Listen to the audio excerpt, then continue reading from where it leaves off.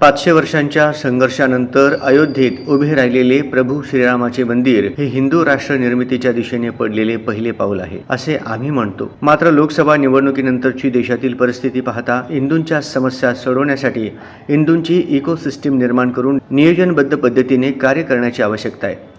या निवडणुकीच्या काळात जाहीर झालेल्या अहवालानुसार स्पष्ट झाले की भारताच्या स्वातंत्र्यानंतर 1950 ते 2015 या 65 वर्षांच्या काळात हिंदूंची लोकसंख्या सुमारे 8% कमी झाली आहे, तर त्या तुलनेत याच कालावधीत मुसलमानांची लोकसंख्या सुमारे 43.15% वाढली आहे। ही वाढ अनैसर्गिक म्हणावी लागेल, कारण भारतात अवैध बांगलादेशी तसेच रोहिंग्या घुसखोरांची संख्या वाढत चालली आहे।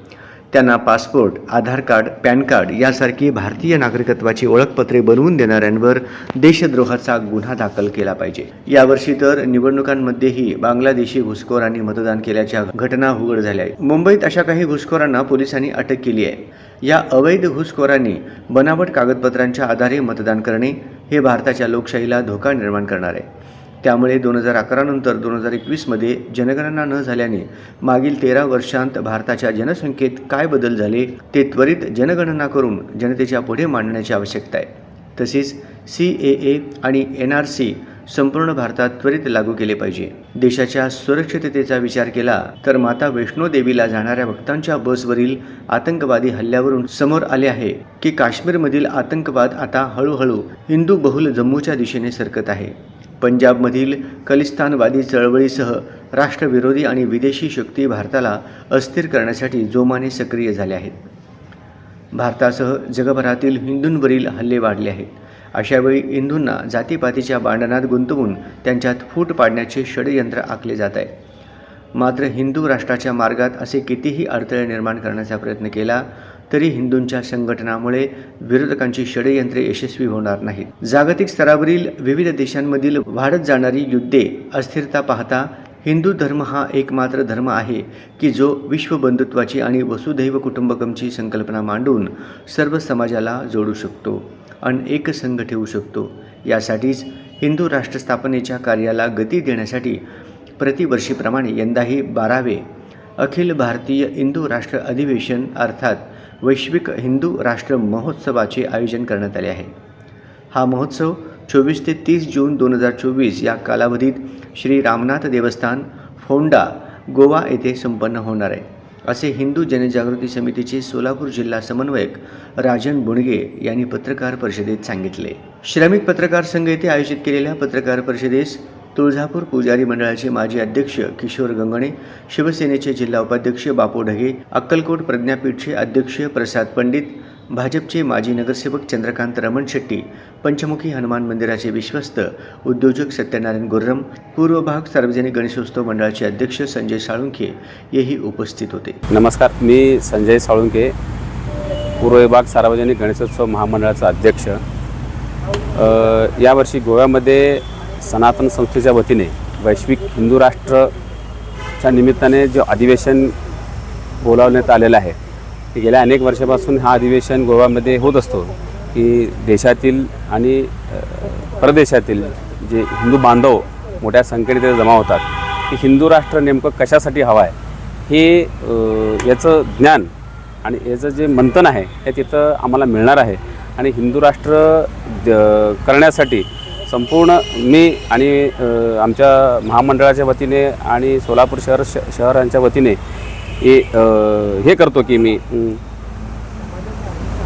की सगळ्यांनी या हिंदू राष्ट्राला अधिवेशनाला पाठिंबा द्यावा अशी मी विनंती करतो। नमस्कार, प्रज्ञापुरी ज्ञानपीठ अक्कलकोटचा पीठासन धर्माधिकारी दिनांक 24 ते 30 जून 2024 रोजी गोवा फोंडा रामनाथी आश्रम येथे जे वैश्विक हिंदू राष्ट्र अधिवेशन अर्थात आपल्या सर्व हिंदू अभिमानाने एक विशेष बाब ह्यामध्ये घेण्यासारखं आहे की आपल्याला हिंदू राष्ट्र का पाहिजे, तर हिंदू राष्ट्रामधली संकल्पना काय, हिंदू राष्ट्राने आपल्या देशाला आणि आपल्या भविष्याचं काय त्याच्यामध्ये विशेष योगदान आहे, ते सर्व मार्गदर्शन त्या गोष्टी विद्वानांचं, संत मंडळ हे सर्व तिथे येत आहेत। मागच्या वर्षी मी अधिवेशनाला 7 दिवसाचं सत्र मी त्या ठिकाणी सहभागी होतो। ह्या वर्षीसुद्धा मी त्या अधिवेशनामध्ये सहभागी होत आहे।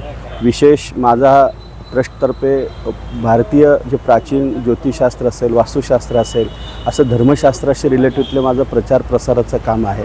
त्यामध्ये मागच्या वर्षाच्या पहिल्या वर्षी मी अधिवेशन त्यामध्ये सहभाग होतो.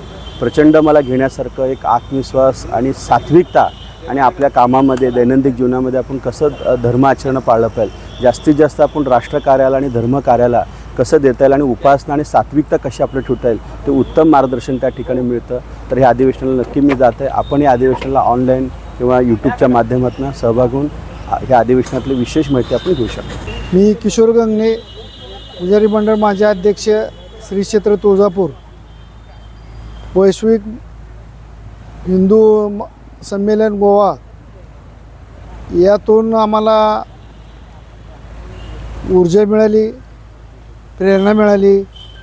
त्यानिमित्तानं तुळजाभवानी मंदिर संस्था ते अनेक घोटाळे काढण्यासाठी न्यायालयीन कामकाजामध्ये काम करण्यास मदत मिळाली आणि एक प्रकारची ऊर्जा घेऊन तिथून या तुळजाभवानीमध्ये मंदिर संस्थांमधील अनेक घोटाळे उघडकीस आणले.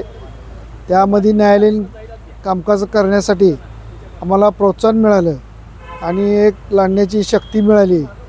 त्यामुळं तुळजाभवानी मंदिर संस्थांमधील घोटाळेखोरावर तात्काळ कारवाई व्हावी असा संभाजीनगर येथील उच्च न्यायालय खंडपीठ औरंगाबाद यांनी नुकताच निकाल दिला आणि या ठिकाणचे विश्वस्त असलेले सगळे IAS अधिकारी या लोकांनी सरकारीकरणाच्या माध्यमातून अनेक या मंदिरामध्ये घोटाळे केलेले आहेत.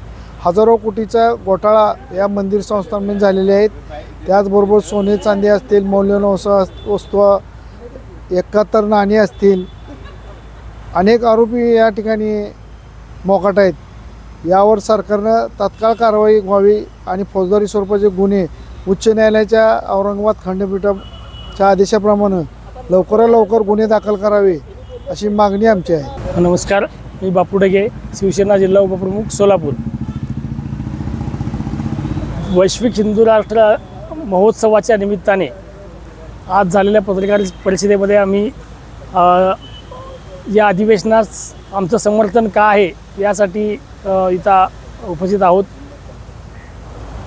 बालकांना संस्कार देणे, विद्यार्थ्यांना धर्मशिक्षण देणे, युवकांना व महिलांना स्वसंरक्षण प्रशिक्षण देणे व समाजामध्ये आणि सर्व समस्त लोकांमध्ये सात्विकता निर्माण करून साधनेचं महत्त्व सांगणे व त्या माध्यमातून हिंदू राष्ट्राची स्थापना करणे या सर्व कार्यामध्ये काम करत असलेल्या हिंदू जनजागृती समितीच्या माध्यमातून येणाऱ्या 24 ते 30 जून रोजी होणाऱ्या गोवा येथील वैश्विक हिंदू राष्ट्र अधिवेशनास आम्ही जाणार आहोत. गेल्या 10 ते 11 वर्षांपासून मी या अधिवेशनास दरवर्षी जात असतो.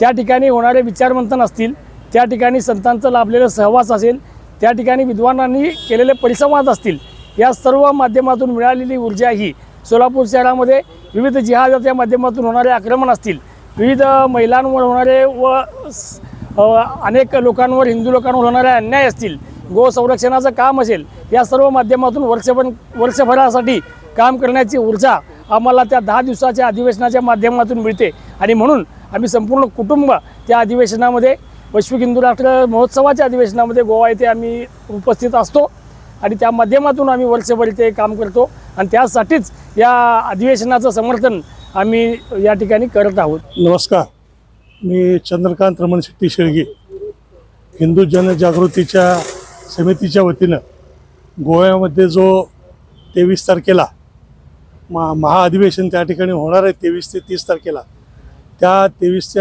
30 तारखेच्या अधिवेशनामध्ये आपल्या सर्व हिंदू बांधवांना ज्या पद्धतीनं आपल्या हिंदूवरती होणारे अन्याय आहेत, अत्याचार आहेत, आपल्या शाळेच्या मुलीवरती होणारे अन्याय आहेत, लव जिहाद आहेत, असे अनेक विषय आहेत. त्या सर्व विषयावरती सर्व देशभरातून त्या ठिकाणी तज्ज्ञ मंडळी त्या ठिकाणी येणार आहे. त्या सर्व मान्यवरांच्या माध्यमातून आपल्या सर्व हिंदू बांधवांना त्या ठिकाणी खूप मोठं मार्गदर्शन त्या ठिकाणी मिळणार आहे. जवळजवळ आठवडाभर ते अधिवेशन त्या ठिकाणी चालणार आहे. त्या आठवडाभराच्या अधिवेशनामध्ये खूप दिग्गज लोक त्या ठिकाणी येऊन या अधिवेशनामध्ये त्यांचं म्हणणं मांडणार आहेत आणि आपल्या देशामध्ये कुठल्या कायद्यामध्ये बदल व्हायला पाहिजे या गोष्टीवरती देखील त्या ठिकाणी प्रामुख्यानं चर्चा होणार आहे. त्या माध्यमातून आपल्याला बऱ्याच गोष्टी अशा आहेत की या ठिकाणी आपण ओपनली बोलू शकत नाही, परंतु कायद्याच्या माध्यमातून ते घडवल्याशिवाय आपल्याला पर्याय नाही. अशा गोष्टी त्या ठिकाणी निश्चितपणानं होणार आहेत. त्यामुळं त्या 10 दिवसाचं जो अधिवेशन होणार आहे त्या ठिकाणी खूप अशी महत्त्वाची माहिती आपल्याला त्या ठिकाणी मिळणार आहे. त्या माहितीच्या माध्यमातून येणाऱ्या वर्षभरामध्ये आपल्याला या हिंदू जनजागृतीच्या माध्यमातून स्थानिक लोकांमध्ये ते काम करावं लागणार आहे. आणि आम्ही या हिंदू जनजागृतीच्या माध्यमातून सर्व हिंदू बांधवांना, भगिनींना या ठिकाणी मी विनंती करू इच्छितो, हे जे अधिवेशन आहे या अधिवेशनाचं सार आपण ओळखून घेऊन येणाऱ्या काळामध्ये त्या पद्धतीनं आपण काम करून हिंदू जनजागृतीला आपण सगळ्यांनी मिळून सहकार्य करूया. धन्यवाद. नमस्कार. हिंदू जनजागृती समिती सोलापूर या ठिकाणी पत्रकार परिषद संपन्न झाली. त्याच्यामध्ये आवाहन करण्यासाठी पत्रकार परिषद घेतलेली होती की हिंदू जनजागृती समितीच्या माध्यमातून आणि अन्य संघटना, सर्व हिंदुत्वादी संघटनाच्या माध्यमातून वैश्विक हिंदू राष्ट्र महोत्सव 2024ला या ठिकाणी 24 जून ते 30 जून या कालावधीमध्ये गोवा रामनाथ देवस्थान या ठिकाणी संपन्न होणार आहे. आणि याच्यामध्ये मुख्यत्वे करून चर्चा केली जाणार आहे की सनातन धर्माला वैचारिक स्वातंत्र्य देणं आणि त्याचबरोबर मंदिर संस्कृतीचं रक्षण करणं, राष्ट्र आणि धर्म याच्या संदर्भामध्ये जे नेरेटिव्ह पसरवलं जातं त्या संदर्भामध्ये एक मुकाबला कसा द्यायचा याच्याबद्दलची तयारी करून घेणं, काशी मथुरा मुक्ती संग्राम आहे या संदर्भाबद्दल एक चर्चा होणार आहे, मंदिर संस्कृतीबद्दल चर्चा होणार आहे, विश्वस्तरावरील जे हिंदू आहेत त्या हिंदूंना संरक्षण कसं देणं आणि याचबरोबर हलाल अर्थव्यवस्था आहे त्याला उपाय काढण्यासाठीची चर्चा या ठिकाणी होणार आहे. सर्वांनी याच्यामध्ये सहभागी व्हावं आणि याचं रिले जे होणार आहे ते लाईव्ह होणार आहे. hindujagriti.org याच्यावरून होणार आहे, यूट्यूब आणि फेसबुकवरून लाईव्ह होणार आहे. सर्वांनी याच्यामध्ये सहभागी व्हावं असं मी या सर्वांना आवाहन करत